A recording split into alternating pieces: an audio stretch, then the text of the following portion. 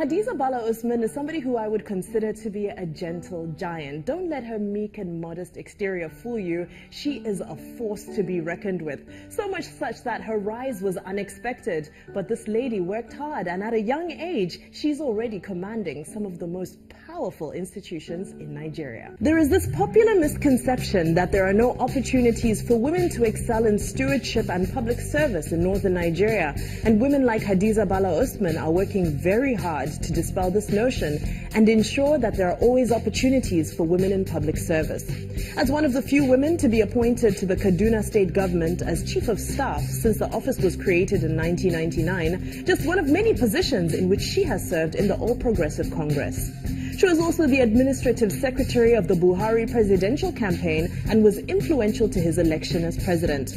With a degree in business administration from Ahmadu Bello University and an MA in development studies from the University of Leeds, Bala Usman has shaped policy in Nigeria from within the system and fought the system when its inadequacies put lives in danger. This is why she helped found the Bring Back Our Girls movement in 2014 and petitioned the Good Luck Jonathan government into acknowledging the forced kidnapping of 219 schoolgirls, holding the government accountable for their safe return. She is the first woman to be appointed the managing director of the Nigerian Ports Authority. In 2014, she was internationally recognized for her contributions by Financial Times, who named her amongst the most influential women. CNN chose her as the most inspiring woman, while Ebony magazine also named her amongst the 100 most influential black women in the world in 2014. In August 2014, she gave a touching speech on Chibok girls at the United Nations headquarters in New York during the UN DPI conference as a guest speaker. And she graciously shared her story with me this week on Rubbing Mine. Today it's an absolute honor to be given time by Hadiza Bala Usman. How are you? Fine, thank you. Thank you so much for having us. I know as we got in here, I know you were busy. You've got a lot of work on your table and a lot to get through. So we appreciate your time. I'm going to get straight into it. When I look at your story, it reminds me a lot, well, the beginning part anyway, a lot of myself, because I was born into a very politicized home. At what point growing up as a young girl did you feel that, you know, the spirit that your father brought into the home is what you would inherit and carry the flag, if I may say that? Well, I'm not sure about a particular point. I think all of us, my sisters and brothers, were all brought up with consciousness of politics in our minds. We're brought up to be conscious of how we can support vulnerable groups. We're brought up to be conscious of raising our voices irrespective of where we find ourselves. We're educated, I'll say, in a way that challenged us to raise our voices on anything that we felt was not, I'll say, in line with what we believe is the right thing. And so did all of your siblings also end up pursuing careers in, shall I call it policy making or governance or the public sector? Well, to a certain extent, my sisters work in public sector. Both my sisters work in public sector. My brother does private sector consulting, engineering consulting work. So wherever we find ourselves, we tend to be like that. So I'll say we're brought up with that mindset from the beginning. It's in the blood, so there was no pressure. It comes naturally. Our default setting is to do that. Is to do that. And specifically as a young woman going on to study developmental studies, what was your dream? What was your vision when you were at the University of Leeds and you're reading developmental studies and you're like, this is who I want to be when I grow up? Well, what really compelled me to look at development studies was as relates to AIDS to Africa, AIDS to Nigeria, and how developing countries should look and receive aid. Because as we implement, I'll say, to a certain extent, aids that we receive, we are not clear as to what we intend to do with it, and indeed, do we need that type of aid? You know, do we not have enough resources within our, our governance process to enable us achieve some of these things we seek to achieve through aid? So aid could be in form of technical support, could be in form of intellectual knowledge sharing. So that sort of aid, as opposed to just throwing some cash into a developing country and thinking that that is aid.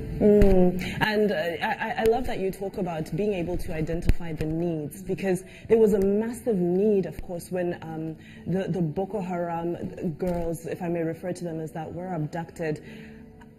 how did you come up, because you were the co-founder, of course it was a group of you, but how did you come up with Bring Back Our Girls as a tagline, as a hashtag, for it to go viral so easily? It takes so much insight and foresight as well.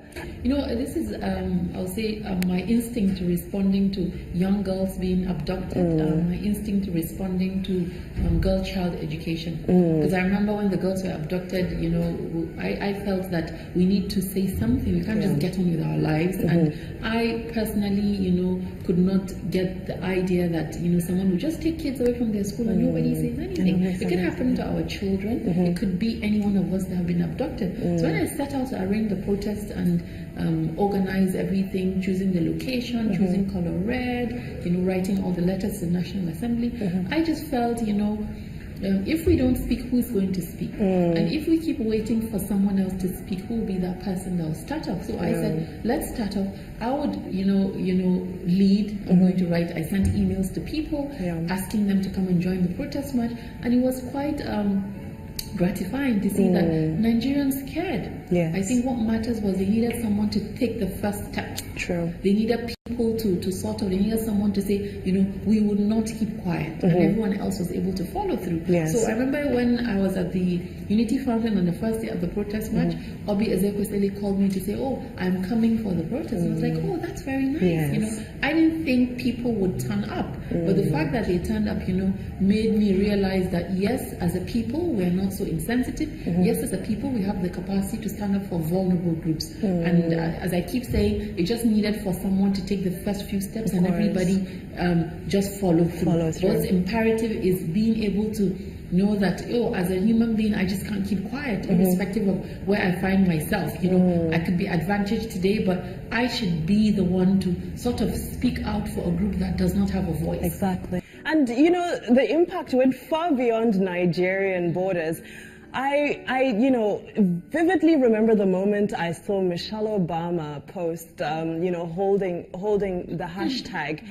And it was very profound to, like you say, to feel that the rest of the world feels Nigeria's plight and feels Nigeria's pain. Did you expect it to get that far? I mean, you know, from then you were then featured on CNN and Forbes, and it was a very overwhelming, you know, reach that particular campaign had.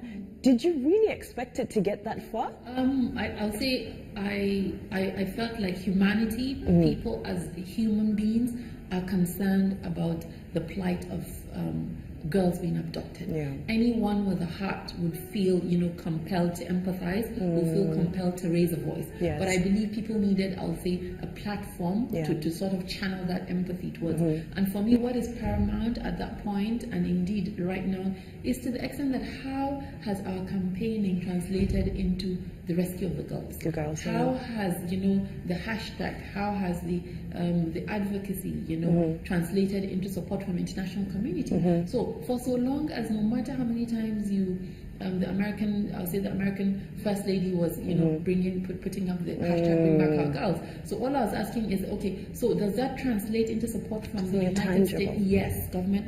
How is that tangible? How will that affect the rescue of the girls? How will that sort of get us to address the challenge with the insurgency? So Bring Back Our Girls and the advocacy for Chibok girls is for every other person that has been abducted by Boko Haram, not just the girls. It's putting a spotlight on the Boko Haram insurgency, putting a spotlight on the northeast so that the world knows that Nigeria needs help to address this criminal insurgents that have taken over a portion of our country. So do you feel that it's possible that the publicity gained from it internationally was a validation? Because I mean, after that in 2015 is when you became the chief of staff, and subsequently when you became the MD of the Nigerian Ports Authority, first female positions, you know, twice in a row.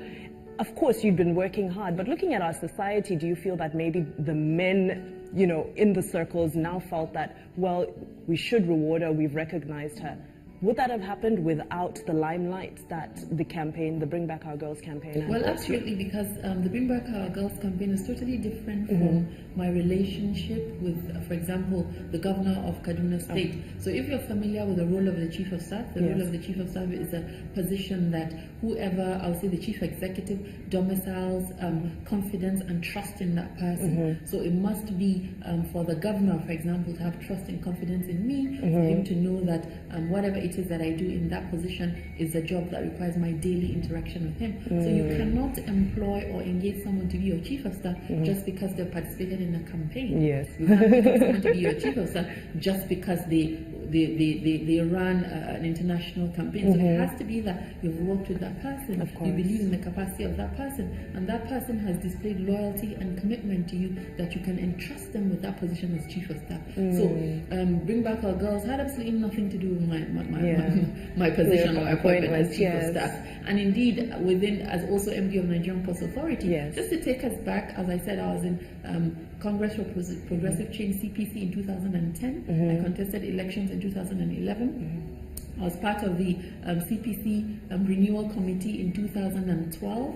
I participated in merger discussions in 2013 between CPC and APC and the other parties that merged. So I was very active in the politics. So coming to APC, I was part of the committee that developed the manifesto for the party. I was a secretary to the APC Strategy Committee. I was also secretary to the Presidential Committee on presidential elections.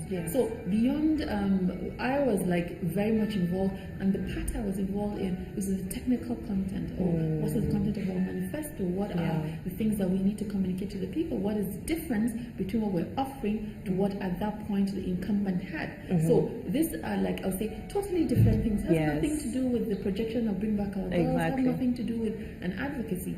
So you worked for it, you earned it. Exactly. So, you know, people try to have bloodlines around that, try to mix them up, but I've always maintained that separation. There's a separation on my responsibility in my political aspiration, my responsibility to my political party, and there's also what I have a passion and believe in. And I think these things can function separately, and we do not need to allow ourselves to be put in a particular box that we're unable to express who we are just because we, for example, belong to a particular political party. Exactly.